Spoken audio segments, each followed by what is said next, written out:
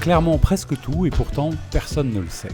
En fait, à chaque étape de notre vie, on trouve une structure ou un service de la région pour soutenir, aider, protéger, former ou nous déplacer et nous divertir.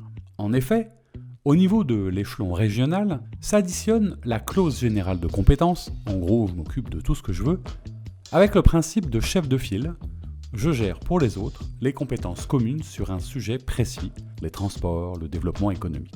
Du coup, on le comprend bien, et encore plus depuis le redécoupage qui leur a donné davantage de pouvoir, la région impacte notre quotidien sur plusieurs sujets et thématiques.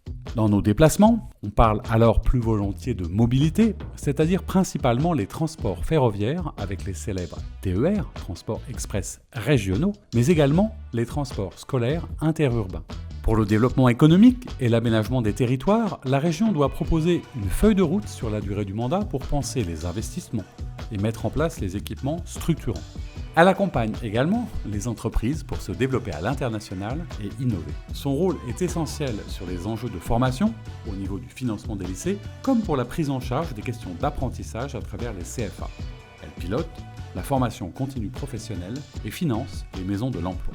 Les questions environnementales sont évidemment dans leur périmètre à travers la gestion des parcs naturels régionaux et directement connectées au tourisme qui est évidemment à réinventer dans un pays qui a été très longtemps la première destination touristique du monde. On le voit, rien n'échappe aujourd'hui à cette collectivité qui est par ailleurs au cœur du plan de relance dans les territoires et qui se penche également sur les enjeux de santé ou de transition écologique. Alors, en Auvergne-Rhône-Alpes, quels sont les enjeux économiques et politiques ?